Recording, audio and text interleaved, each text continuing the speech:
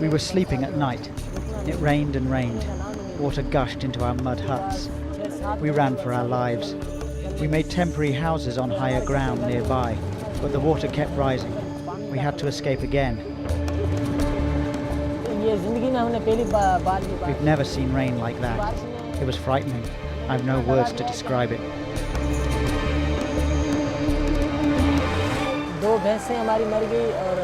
We had 2 cows, 10 to 15 goats, all drowned.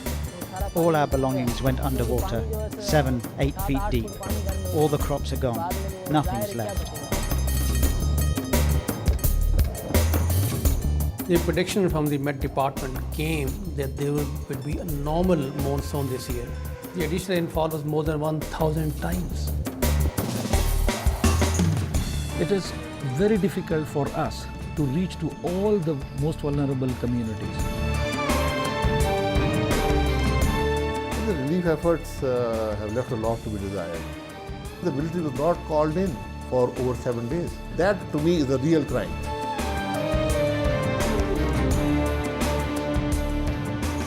Two devastating floods within the space of a year, and Pakistan is reeling.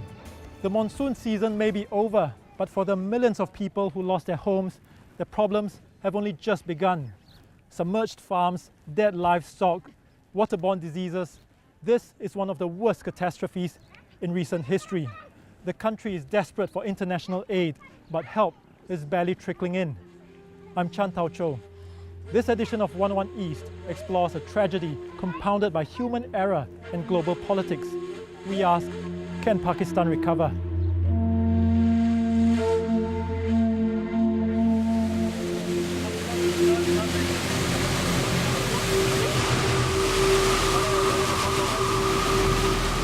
Severe floods in July and August last year submerged 1/5 of Pakistan. 21 million people lost their homes, over 1,000 died.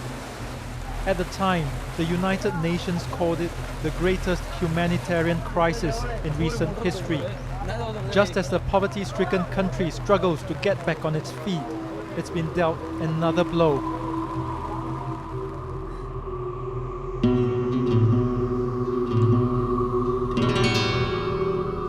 In the dry and arid southern Sindh province, monsoon seasons usually bring in less than 100 millimeters of rain, but not this year.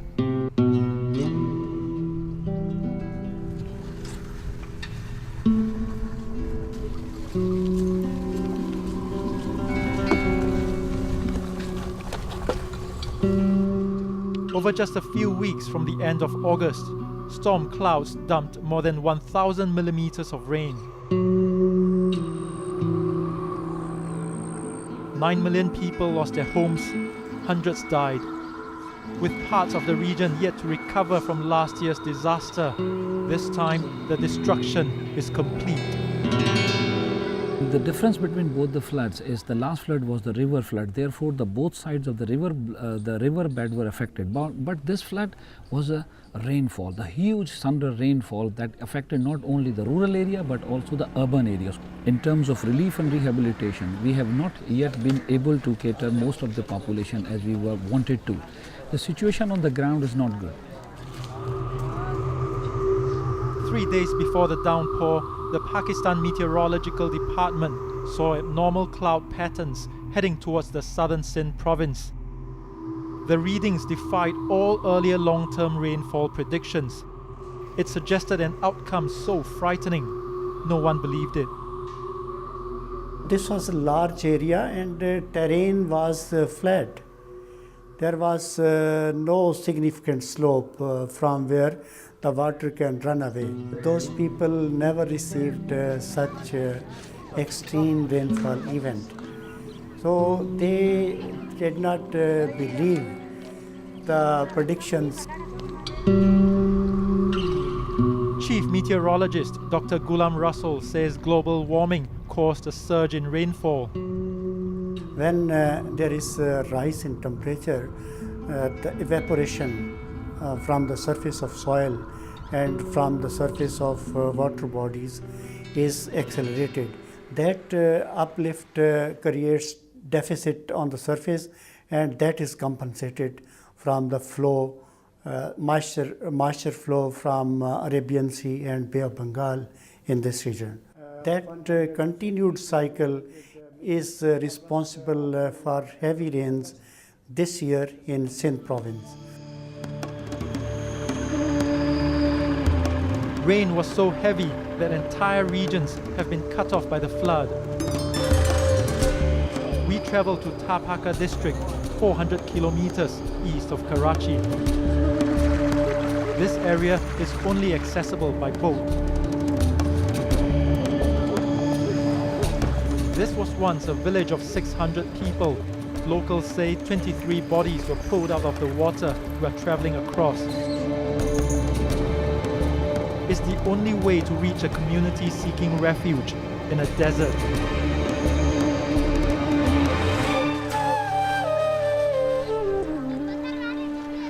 Flood victims camp as far as the eye can see in this part of the Thar Desert. More than 15,000 families have converged near the historical Naukot Fort, built some 200 years ago. Most of them Hindu minority farmers who worked for feudal landlords until the flood washed them here. Government aid workers provided basic tents, but there were not enough to go around. Hello, namaste. How are you? We meet Prem Chand, who had to make his own shelter. When we first got here, some officials gave us rice. There was so little, we didn't know whether to eat it or to give it to the children. After a month, they sent rations every 10 to 15 days. 10 kilograms of flour each time. To make it last, sometimes we ate, sometimes we starved. 10 days ago, they said go home because there will be no more rations. But where can we go? Like many here, Prem Chand is in debt. His landlord demands the equivalent of $900 for the 3 acres of farm he leased. The landlords are asking for $300 an acre. We have no money to buy medicine for the kids, let alone pay them. It's not our fault that the crops are destroyed.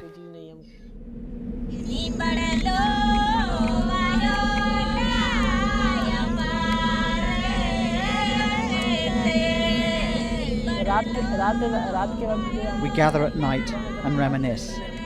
The women sing. It gives us relief for a while. We really wish our lives will improve so we can stand on our feet again. We need the government to give us a place to live. There's no choice when winter comes. Whoever survives the cold will live. We have no tents, no warm clothes. There are many snakes and bugs, and we sleep on the ground.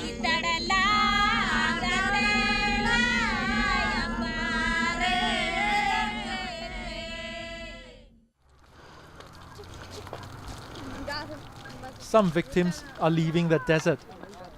This family has traveled 3 days from the nearby town of Miti, where they sought refuge on sand dunes for 2 months. It takes another 3 days to reach home, a stop-start journey, as they keep up with a truck borrowed from their landlord when they escaped the flood. It contains everything the 22 family members managed to salvage. We were left with nothing to eat. The crops were destroyed. The cattle drowned. We had to leave because every day we were drinking dirty water. Even though we are still drinking dirty water, we are okay thanks to God's grace. My family members had fever, but we were given medicine in Miti, so we are fine now. We are going back because we have no relatives or friends in Miti to help us find jobs, food and water. Back home, we are friends. Hopefully someone will help us. 200 kilometers west of the desert, Badin district suffered the worst floods. The water surrounding the village of Malkani Sharif has yet to subside. Locals say relief workers forgot about them for months before the army arrived today with aid. After staying on nearby roads, families are slowly making their way back home.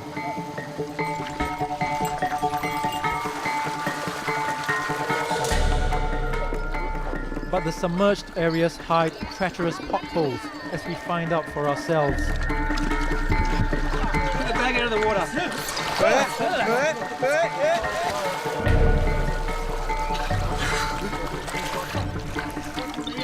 Get back up, mate.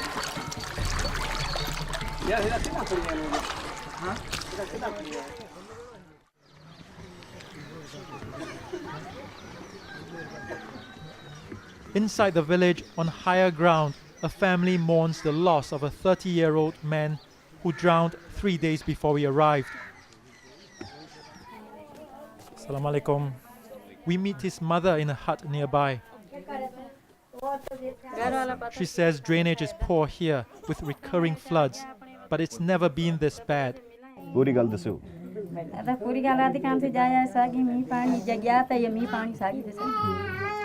She said, I'm very sad that my son drowned in this water, and this floods, this kind of situation we face every year, and so many children we have lost in this flood. And for those who survive, staying healthy can be difficult. There's only one pharmacy in this area, and there are 14,000 people living here. The floods cause widespread diarrhea, cholera and malaria, but the doctors have left. It's hard to get medicine. We're cut off by the submerged roads. Across the province, the health of livestock is also at stake. The flood has killed more than 14,000 farm animals. Farmer Usman Samejo is in despair over his cattle. 3 of his cows died from waterborne diseases after the flood destroyed his crops. If he doesn't sell the rest, his family will starve. He says each cow is worth $800, but he'll let them go for $100. We have many sick animals and we're helpless. The flood water is like poison. The government gave us bank cards to withdraw aid money. But every time we go to the bank, there is no cash. All the villagers have the same problems. We have no money to treat the sick livestock, so they just die. The government has credited $120 in each flood victim's bank account. Every day in the city of Badin, there is a scrum to withdraw the money at teller machines. Many of the people are frustrated. They've either been issued a bank card that doesn't seem to work, or they don't know how to use it. They claim policemen are demanding $6 to help them. These policemen say they can help us withdraw money for the cards that work, but we have to give them a commission. We can't afford it. This money is very important. We need clothes, food, shelter.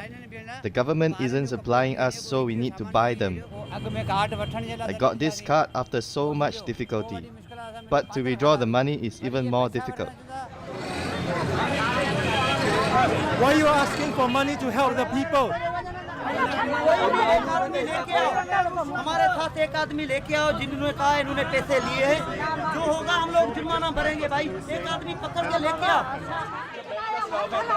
Worried the commotion might cause even more delay, these women tell us there is no trouble and we should move along. We don't have problem with the bank staff. There is a lot of corruption going on in the Pakistan's administrative system. So they show on the papers the bridge has been built. Practically it hasn't. They show on the paper that the houses have been, we distributed this number into 1,000, but maybe actually on 100, and there is photo catching that, okay, 100. I admit that some of our people are not so professional in delivering policing services, but we can't generalize that kind of attitude that the whole system is corrupt. That much of failing is there in society. But by and large, managing supply chain for 9 million people on everyday basis is not a simple thing. Not a simple thing. The Pakistani government is under heavy criticism for its relief efforts. Javed Iqbal of local NGO Jago says the delay in asking for international aid was costly.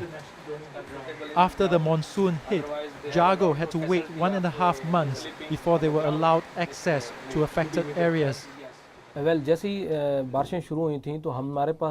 We used what little resources we had for relief efforts. When we asked for help from international NGOs, they said they couldn't because Pakistan hadn't made a formal appeal.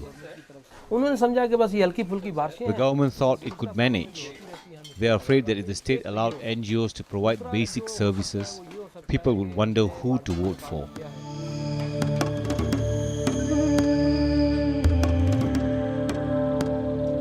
On the day one, it wasn't that big a disaster. I mean, it was 3 days rain and it was break for 2 to 3 weeks. 3 days rain, you don't need international support. Until there was a second spell, it was very heavy spell, it was very long spell. Then we had to go for international support. After last year's flood, international help came pouring into Pakistan. But this time, the response has been muted. Western aid agencies are appealing for about $360 million, but have only secured a quarter of the funds. There are also a lot of other disasters happening around the world at the moment, which are also competing for these donors. My name is Sheila Tijawari. The media are not focusing on Pakistan because talking about Pakistan and floods is kind of, in a way, old news. They already did a big coverage last year, so this year they are paying less attention. The lack of funds and scale of destruction leaves the state and aid agencies unable to reach many vulnerable communities. But one local organization is winning hearts and minds with the quality of their relief efforts, Jama'at Udawa. Spending tens of thousands of dollars, they moved fast during the early stages of disaster. With their subgroup FIF, or Falahi Insaniyat Foundation, they set up tent villages in flood-affected areas to care for some 85,000 victims. But this is not a long-term solution, they say. You went into labor when you were... Yasmin Haider is one of 5 women here who gave birth after they were rescued. Our house was drowned in the flood. We left everything behind in the middle of the night. I was afraid because I was pregnant and in pain. I didn't know what condition my child would be born in. But life goes on. They treated me well here and delivery was smooth. Winter is coming.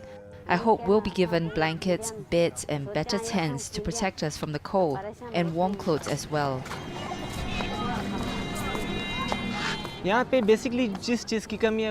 The women lack calcium. Facilities that pregnant women need are almost non-existent. Some women had stomach problems from drinking unclean water, so the babies they gave birth to are extremely weak. But there is another side to Jama'at Udawa. The United Nations believes it is a front for Islamic militant group Lashkar-e-Taiba and responsible for the 2008 Mumbai attacks. Some of its members are wanted internationally. We meet their leader, Hafiz Saeed. He was held in house arrest following the attacks, but the High Court cleared him. Pakistan allows Jama'at Udawa to operate as an NGO, but this fuels the perception that the country is a haven for Islamic extremists, another reason why foreign aid has been slow. The West and India use propaganda against Islam. They consider it extremist. So if they can create this mischievous propaganda against Islam, the Quran and the Prophet, it's easy for them to target us. We don't differentiate. We are helping Muslims, Hindus and Christians. The state should be taking care of these problems. But the government has its own problems, political infighting. Pakistan also faces a lot of international pressure, so the government hasn't achieved much with its relief efforts. Maybe internationally, Jamaat-ul-Dawa is perceived as a terrorist organization, but domestically, their performance is far better than the non-governmental organizations which have been supported by the foreign governments. Their performance is far better than the common, you can say, our local administrative functionaries. And as donations slow to a trickle, the International Federation of Red Cross and Red Crescent Societies wants donors to focus on the victims. So we should forget about politics, but we have to think that these people are desperate, they are really affected, and they have nothing to do with whatever politics of the government. The government says it has carried out most of the rescue and relief work so far. It includes 5 camps the army set up for flood refugees, each one caring for more than 6,000 people. But critics say recovery efforts, including for last year's flood, have been so slow that international donors can't trust the government. Authorities reject the accusation. The donors do not provide funds to the government directly. They fund UN agencies, but adequate work was not done. It's not falling on the part of the government. It is slow performance, lack of performance on the part of agencies who received funds from the donors. It wouldn't be the first instance of international aid being seen as a double-edged sword. This canal, called the Left Bank Outfall Drain, or LBOD, runs through the Sindh province. Partly financed by the World Bank and other international lenders, design flaws caused many floods since its completion in 2002. It's a canal that gives and takes lives.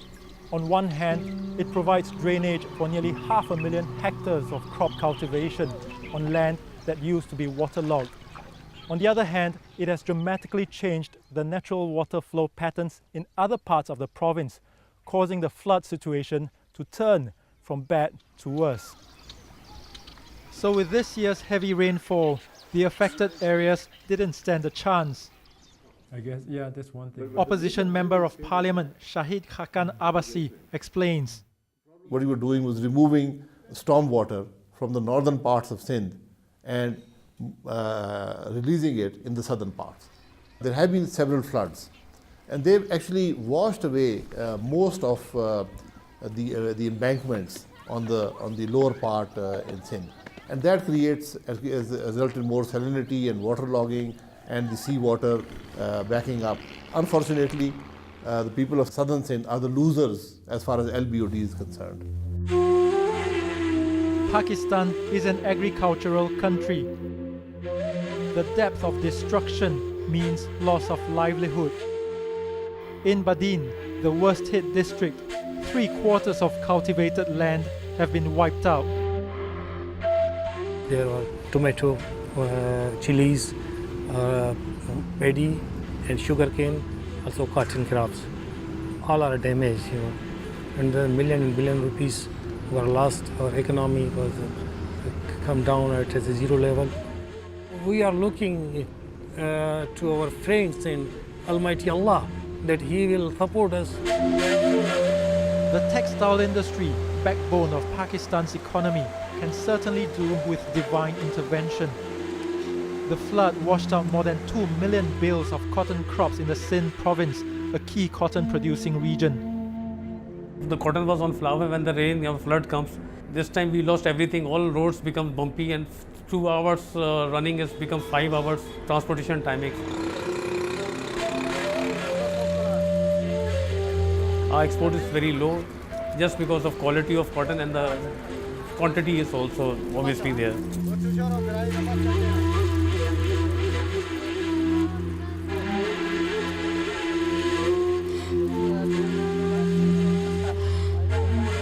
Casting forward, the meteorological department is wary about the continued effects of global warming. We must be prepared to deal with such catastrophes in future with a larger intensity and heavy magnitudes. That means it could get even worse. Not only in Pakistan, in all parts of the world. Human error and global politics have compounded Pakistan's natural disaster. Recovery efforts need to step up fast because it seems nature will not wait.